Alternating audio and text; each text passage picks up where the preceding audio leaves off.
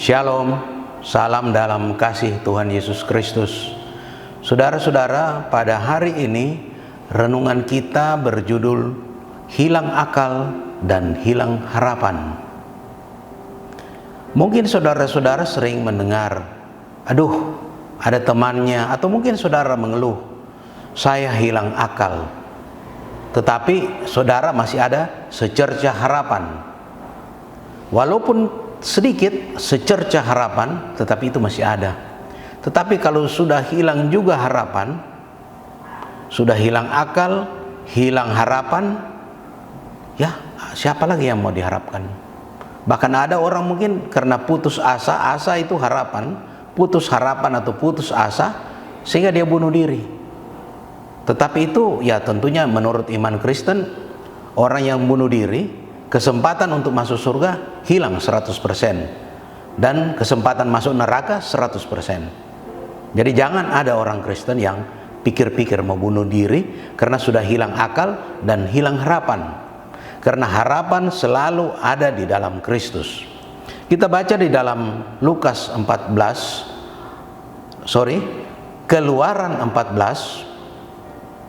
Keluaran 14 ayat yang ke-10 sampai dengan ayat yang ke-14. Keluaran 14 ayat 10 sampai dengan ayat yang ke-14. Saya akan bacakan saudara-saudara. Keluaran 10 ayat 10 sampai dengan 14. Ketika Firaun telah dekat, orang Israel menoleh, maka tampaklah orang Mesir bergerak menyusul mereka. Lalu sangat ketakutanlah orang Israel dan mereka berseru-seru kepada Tuhan. Dan mereka berkata kepada Musa, apakah karena tidak ada kuburan di Mesir, maka engkau membawa kami untuk mati di padang gurun ini? Apakah yang kau perbuat ini terhadap kami dengan membawa kami keluar dari Mesir? Bukankah ini telah kami katakan kepadamu di Mesir, janganlah mengganggu kami dan biarkan kami bekerja pada orang Mesir, sebab lebih baik bagi kami untuk bekerja pada orang Mesir dan daripada mati di padang gurun ini.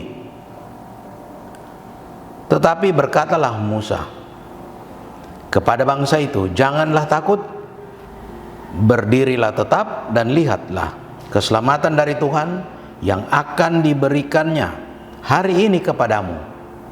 Sebab orang Mesir yang kamu lihat hari ini tidak akan kamu lihat lagi untuk selama-lamanya. Tuhan akan berperang untuk kamu dan kamu akan diam saja. Saudara-saudara, umat Israel ketika itu berada di padang gurun dalam kondisi yang panik, dikejar oleh pasukan Firaun, dan mereka berada di depan Laut Kolsom atau Laut Merah atau Laut Teberau. Kemudian di belakangnya pasukan Firaun mengejar dengan 600 kereta. Saya sempat oleh Tuhan diberikan kesempatan untuk jalan-jalan ke Tanah Perjanjian. Kami masuk di museum yang di Mesir, kami melihat replikanya kereta itu. Satu kereta kira-kira bisa muat 2 orang. Jadi jumlah 600 kereta berarti kali 2 berarti mereka ada kurang lebih 1.200 orang. Orang Israel waktu itu keluar kurang lebih 2 juta, lebih sedikit dari 600.000 laki-laki. Tapi karena mereka mental budak, mental yang terjajah, mereka takut dengan 1.200 orang itu. Apalagi 1.200 orang itu prajurit terlatih, mereka bersenjata. Sedangkan bangsa Israel waktu itu baru keluar dari tanah perbudakan, di mana mereka betul-betul mentalnya mental budak, mental terjajah. Sehingga tidak ada rasa secara kuantitas mereka melebihi. Mereka 2 juta, 600.000 laki-laki. Tetapi mereka kan takut karena memang tidak pernah dididik untuk berperang. Waktu itu mereka masih mental budak. Kemudian mereka dikejar. Akibat dari keadaan tersebut, pasukan Firaun menyusul dari belakang, kelihatan asap menggebu-gebu. Mereka mengejar bangsa Israel. Kemudian bangsa Israel menghadapi jalan buntu, di depan ada laut. Akibat panik, mereka mulai mengeluh. Tapi memang saudara-saudara, panik ini sering dialami oleh manusia, siapapun dia. Apakah dia orang biasa atau orang berstatus sosial tinggi, rakyat jelata atau seorang raja, atau mungkin seorang presiden. Namanya panik itu biasa dalam hidup manusia, mulai dari kita masih kanak-kanak sampai kita menjadi dewasa. Rasa panik itu sering timbul, dan cenderung sifat manusia kalau dia panik itu saling menyalahkan. Saling menyalahkan. Karena kamu begini, karena kamu begitu. Temannya juga bilang, justru kamu yang bikin begini. Jadi terjadinya saling menyalahkan, itulah sifat manusia. Dalam hal ini mereka menyalahkan Musa, Nabi Musa, mereka salahkan. Seperti yang kita sudah baca tadi.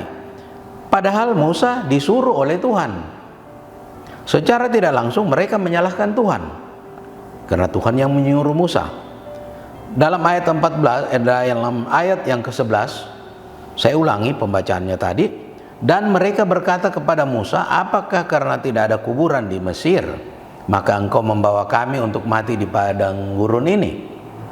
Apakah yang kau perbuat ini terhadap kami dengan membawa kami keluar dari Mesir? Padahal jelas-jelas ini perintah dari Tuhan membawa mereka keluar dari Mesir, karena mereka juga sudah mengeluh di tanah perhambaan tersebut. Mereka sangat menderita. Dan memang ada janji firman Tuhan, mereka akan dibawa ke tanah perjanjian. Bangsa Israel yang minta agar dibebaskan dari penderitaan atau perbudakan ini yang sudah sangat menyiksa mereka. Tetapi karena akibat mereka panik, melihat tentara Mesir mengejar mereka dengan senjata lengkap, dan mereka memang pikir pasti akan dibunuh, diseret kembali, yang mau melawan dibunuh, diseret kembali ke Mesir. Itu dalam pikirannya mereka, sehingga mereka ingat, aduh kami dijajah lagi. Sehingga karena mereka panik, saking paniknya mereka bilang, mereka menyalahkan Nabi Musa.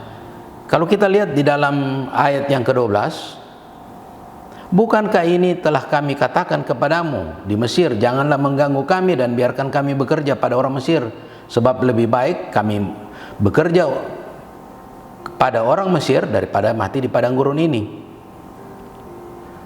Kita tahu saudara-saudara, kalau membaca Alkitab di Keluaran itu, bahwa bangsa Israel keluar dari tanah Mesir itu dengan mujizat dari Tuhan, di mana Allah menulahi dengan 10 tulah atau 10 kutuk kepada bangsa Mesir, sehingga mereka melepaskan bangsa Israel untuk keluar.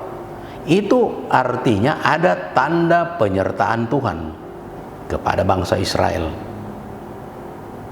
Kemudian ketika mereka berada dalam kondisi terjepit di depan laut, di belakang prajurit Firaun menyusul dengan rajanya sekalian, akibat panik mereka tidak sadar bahwa Tuhan masih beserta dengan mereka. Apa buktinya? Ada tiang awan kalau siang, malam tiang api.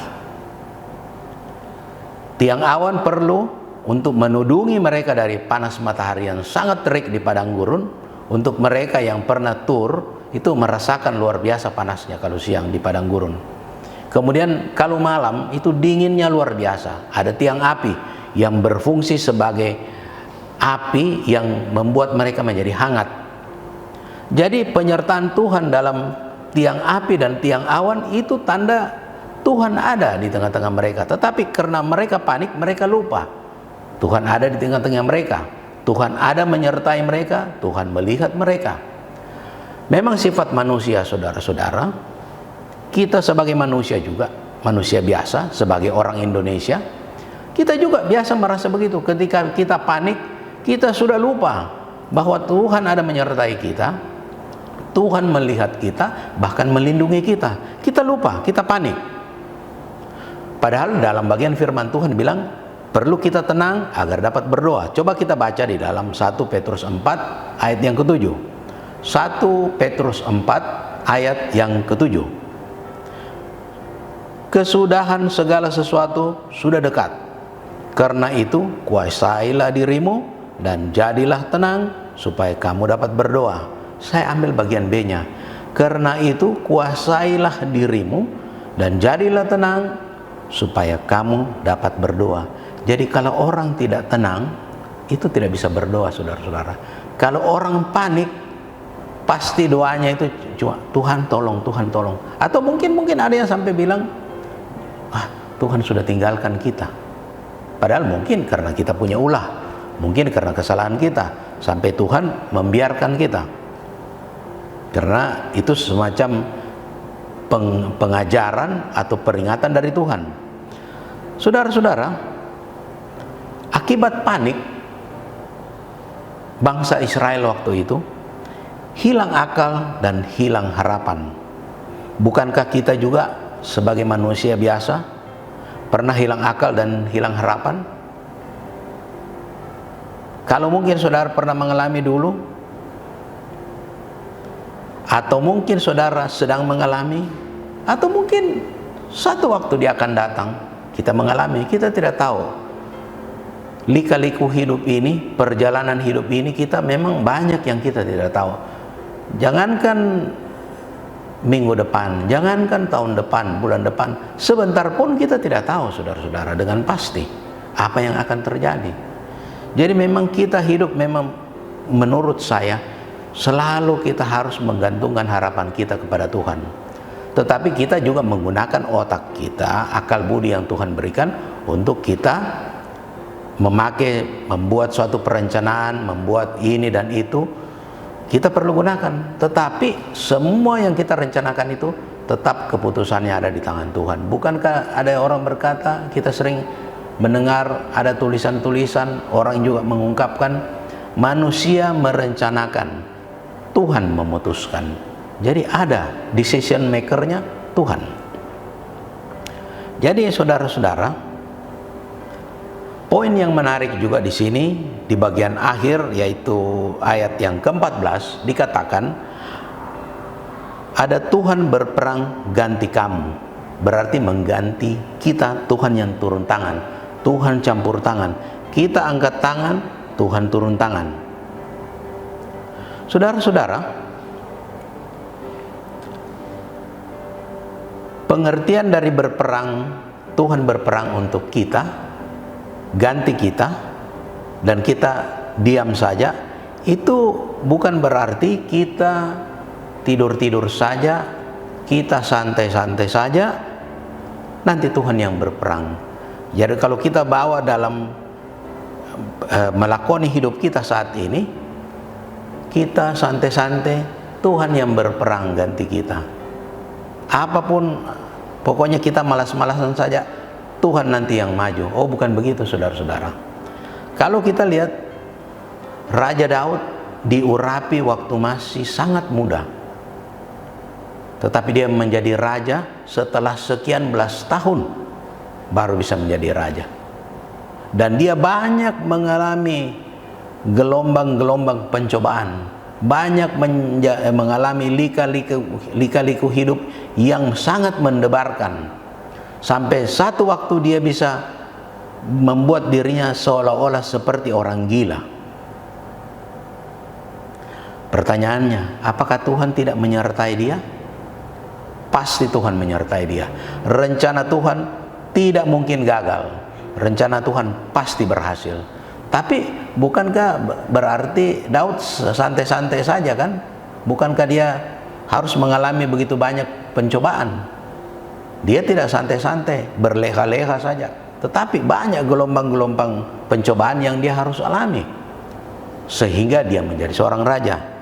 Saat ini saudara-saudara, ketika kita baca firman Tuhan ini, bangsa Israel ada dalam ketakutan dikatakan dalam ayat yang ke-14, Tuhan akan berperang untuk kamu dan kamu akan diam saja. Jadi ketika bangsa Israel sudah hilang akal, hilang harapan, Tuhan turun tangan, campur tangan yang luar biasa. Saya oleh kemurahan Tuhan puluhan tahun yang lalu masih tinggal di Makassar, masih bujangan, sempat nonton film The Ten Commandments, 10 perintah Tuhan. Filmnya panjang, kalau tidak salah 3 jam, tapi sangat menarik, sangat bagus sekali, mendebarkan, menegangkan. Saya lihat itu simulasinya dalam bentuk film itu dibuat. Itu tembok, itu air terbelah menjadi seperti dinding, menjadi seperti tembok. Kemudian bangsa Israel maju melewati tanah yang kering. Luar biasa, seperti yang dikisahkan di Alkitab. Air itu terbelah kemudian menjadi seperti dinding, tidak bisa turun, dan mereka berjalan terus melewati tanah yang kering. Luar biasa film itu. Jadi saudara-saudara, jadi pengertian Tuhan berperang untuk kita bukan berarti kita santai-santai saja ya, kita berleha-leha saja, tetapi kita juga mengalami keadaan yang mendebarkan dan menegangkan. Itu yang Tuhan mau, supaya kita selalu berseru kepada Dia, kita selalu dekat dengan Dia, kita memanggil selalu namanya, kita mempunyai kontak batin dengan Dia, sehingga Dia menolong kita. Kita tidak boleh berbuat Tuhan saja yang turun tangan, saya diam-diam. Oh, tidak bisa. Contoh di sini bahwa bangsa Israel mengalami satu kondisi yang sangat menegangkan dan sangat mendebarkan, dan Tuhan campur tangan, terjadi mujizat yang sangat luar biasa. Jadi saudara-saudara, akhirnya bangsa Israel benar-benar terlepas dari tangan Firaun, dan Firaun beserta prajuritnya hilang semua di telan laut. Jadi saudara-saudara, bagian akhir dari firman Tuhan pada hari ini, kalau Tuhan turun tangan, maka semua persoalan pasti beres. Semua akan indah pada waktunya. Ingat, waktu Tuhan bukan waktu kita. Akan ada saat atau akan ada waktu dari Tuhan. Amin untuk firman Tuhan. Bapa di surga, Bapa yang kami sembah dalam nama Tuhan Yesus Kristus, kami bersyukur untuk firman-Mu ini. Kiranya bisa menolong kami, menuntun, membimbing kami, menguatkan iman percaya kami, agar kami selalu bersandar dan berharap kepada Engkau, selalu mengandalkan Engkau dalam setiap laku hidup kita, dalam setiap tindak tanduk kita. Selalu firman-Mu menjadi pegangan kami, menjadi pegangan kita. Selalu andalan kami adalah Engkau. Terima kasih Tuhan, tuntun kami. Dalam nama Tuhan Yesus Kristus kami berdoa. Haleluya. Amin.